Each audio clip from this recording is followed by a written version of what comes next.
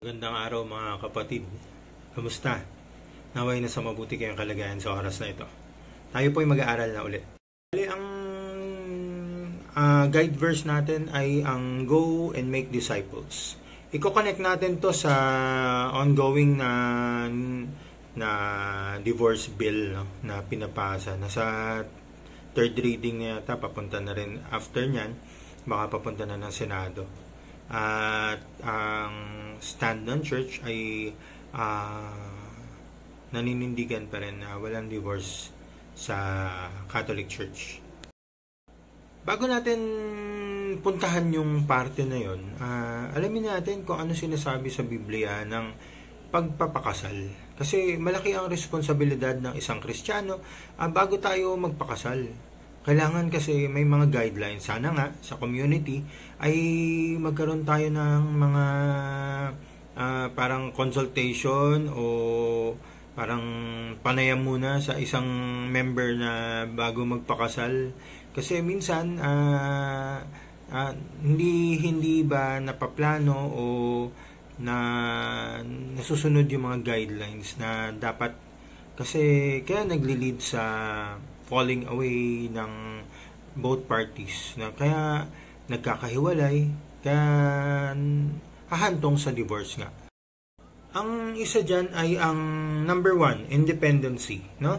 Kasi nasusulat sa aklat ng Henesis 2:24 na kailangan ng maging independent at maging handa, no? Ang pagpapakasal ay pagiging handa din financially, physically, and psychologically, no? Kasi hindi siya basta-bastang isusubo mo yung sarili mo tapos hindi ka handa. Kasi maraming commitment kasi to commitment na to. Kaya basahin natin ang nasusulat sa Henesis. Ang nasusulat sa Henesis, kaya't iiwan ng lalaki ang kanyang ama at ang kanyang ina at makikipagpisan sa kanyang asawa at sila'y magiging isang laman. Pansin natin dito na ang isang lalaki na pagkapapasok na siya sa pag-aasawa ay dapat handa na siya independently, no, sa kanyang papasukin na commitment sa kanyang magiging asawa. At malaking bagay ito kasi maraming nagiging cases ng paghiwalay dahilan sa nakatira pa sa parents yung lalaki o kaya yung babae nakatira sa parents at hindi magkasundo. Ang isang naging rason ay hindi na makasundo ang kanilang biyenan, but supposedly ay dapat naman na makasundo natin, no? Ako I see myself as very blessed kasi mabait ang biyenan ko, hindi naging problem at iniisip nila ang mga bagay na gusto ko at may kumbaga nakikita ko yung pagmamahal sa akin, no? Kaya sana dun sa mga papasok sa pag-aasawa ay maging handa tayo na meron na tayong titirahan bago tayo sumubo sa isang pagpapakasal. At pangalawa naman, no, na kailangan ng isang lalaki ay nasusulat sa aklat ng Efeso 5:25. Okay, basahin natin, no? Mga lalaki, mahalin ninyo ang inyong asawa na gaya ng pagmamahal ni Kristo sa iglesia. Inihandog niya ang kanyang buhay para sa iglesia. Sinapansin po natin dito ang pagmamahal natin dapat ay hindi nagbabago. Mahal natin ng Lunes, Martes hindi na.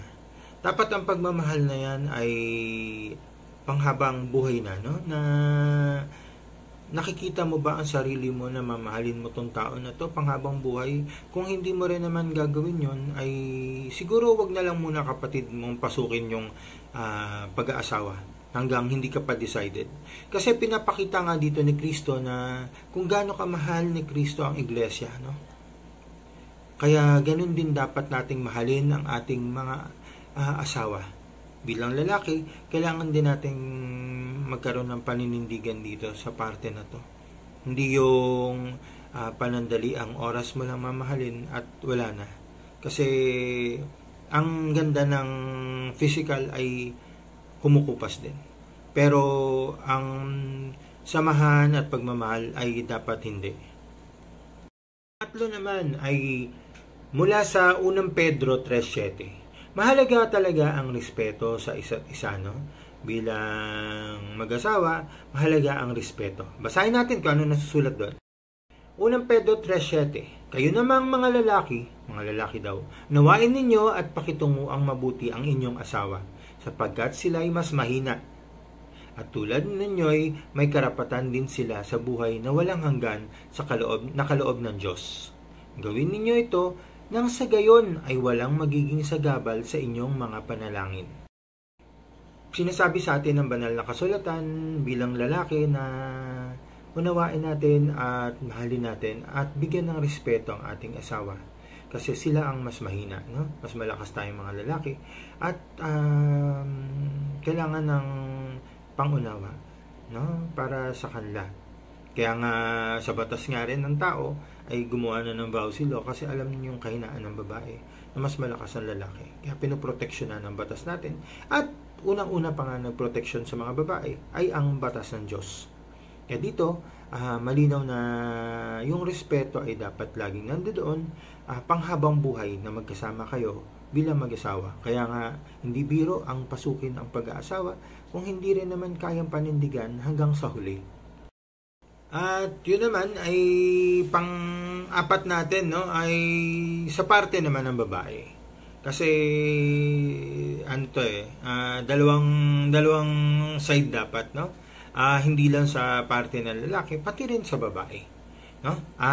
Mababasa natin sa aklat ng Efeso sa 5:22 hanggang 23.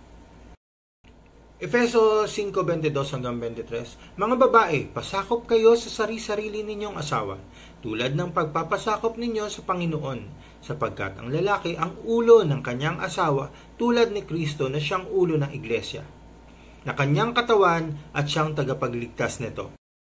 At sa mga babae ay ang pagpapasakop ay kasi nakita naman natin na namumuhay ng buhay makadiyos, buhay Kristiyano ang ating asawa.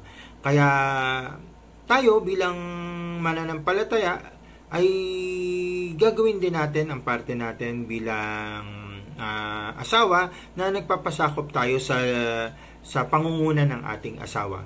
Katulad nga ng inahalin tulad ni Kristo sa isang iglesia na ang kanyang ang tulad ni Kristo na siyang ulo ng iglesia na kanyang katawan at siyang tagapagligtas nito.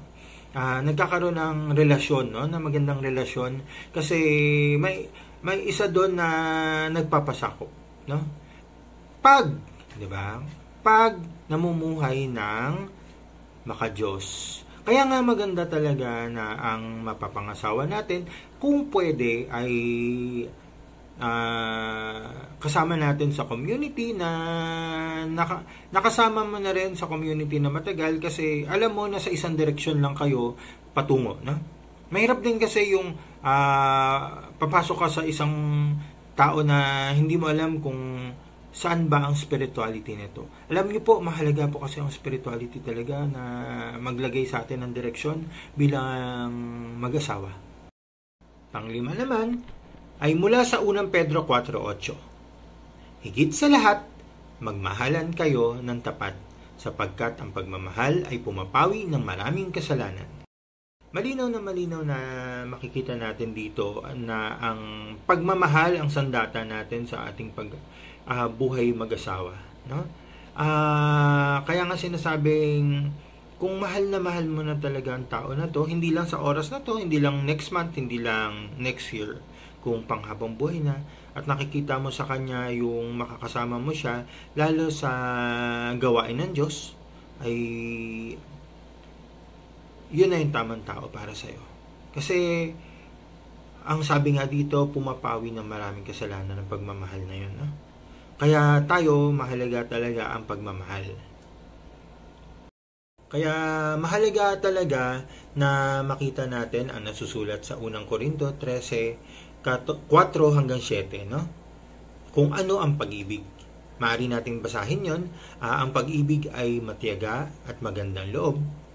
Tayo ba ay matiyaga at magandang loob? Bago tayo pumasok, hindi mainggitin, hindi mayabang, ni mapagmataas man. Hindi magaspang ang pag-uugali, hindi makasarili, hindi magagalitin, o mapagtanim ng sama ng loob sa kapwa. Hindi ito natutuwa sa masama. Sa halip ay nagagalak sa katotohanan. Ang pag-ibig ay matiisin, mapagtiwala, puno ng pag-asa at nagtiyatiyaga hanggang wakas. Nandiyo dyan na lahat ng recados na kailangan natin upang umibig, no? Kaya tayo ay hahanap din ng tao na katulad natin, na same direction natin, spiritually, at na makakasama natin, katuwang natin sa paninilbihan sa ating Panginoon. Napakahalaga kasi niyan, no? Na maintindihan natin ang tunay na pag-ibig. Hindi lang yung pag-ibig sa physical, nakita mo maganda siya, pero nakita natin na makakasama ko to sa gawain ng Diyos. Napakahalaga kasi nun, no? Bago tayo magwakas, kailangan makita natin ang mga matututunan natin sa Biblia sa wedding at Cana. Ano ba matututunan natin, Brother Romel, sa wedding at Cana? Number 1, marriage is a sacrament. Kaya nga ginawa ng simbahan natin ang sakramento ito, no? Napakahalagang sakramento ito. Hindi to isang laro. Ito ay sakramento at mahalaga sa simbahang Katolika. Pangalawa, God wants us to pour abundant grace upon our marriage. Kaya bubuhos natin ang lahat pag tayo ay may asawa na, at hihingi natin parati ang basbas ng Diyos. Kailangan nasa gitna siya ng ating relasyon upang ito ay mas tumatag at mas tumagal. Pangatlo, obedience is the key to receiving grace. Ang pagsunod natin sa mga utos ng Diyos, at tayong dalawa bilang mag-asawa ay dapat sumusunod, nagiging obedient sa ating pagsunod sa ating Panginoon Diyos sa direksyon na gusto niya. Kung nandyan ang Diyos sa ating marriage, sa tingin ko hindi na natin kailangan ipangamba ang mga divorce bill na to. Alam ko po mas marami pa pong mga Bible verses na nagtatakil ng marriage, pero siguro enough na yung mga natutunan natin ngayon para magkaroon tayo ng isang matibay na relasyon pag tayo ay nag-asawa. Plano natin mag-asawa sa future, at sana ay magabayan tayo ng ating Panginoon Diyos, no? At same direction tayo ng spirituality, at no worries sa divorce bill, kasi hindi tayo papasok sa ganun kung tayo ay nasa Diyos. Ayun, natapos na naman ang ating pag-aaral. Naway may napulot kayong aral upang mas tumibay pa ang pamilyang Children of Light, no? Ang pamilya ng mga members ng Children of Light.